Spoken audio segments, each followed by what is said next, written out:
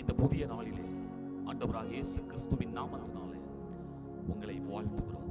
யோவான் 14:18 இயேசு சொல்கிறார், நான் உங்களை திக்கற்றவர்களாக விடே உங்களிடத்தில் வருவேன். இயேசுவை பின்பற்றின தம்முடைய ஜனங்களை, சீஷர்களை பார்த்தவர் சொன்ன வார்த்தை இது. நான் உங்களை திக்கற்றவர்களாக விட மாட்டேன், நிச்சயம் உங்களிடத்திலே வருவேன்.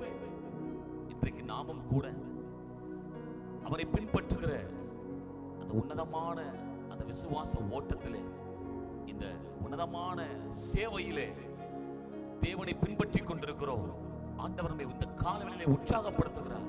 நான் உங்களை திக்கற்றவர்களாக விட மாட்டேன். இந்த நாளிலும் கூட நாளை தினம் எப்படியோ என்கிற யோசனை கொண்டிருக்கிற தேவ ஜனமே, நீ திக்கற்று போவதில்லை. உனக்கு சரியான திசையை வைத்திருக்கிறார்.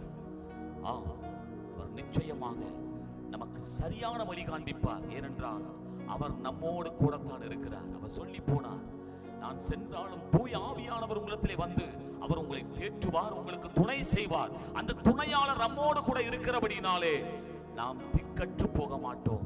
நம்மோடு இருக்கிற ஆண்டவர் நம்மை சரியான பாதையில் நடத்துவார். இந்த வார்த்தையை நம்புவோம். இந்த வார்த்தை நம்மை கர்த்தர் ஆசீர்வதிப்பாராக. ஆமென்.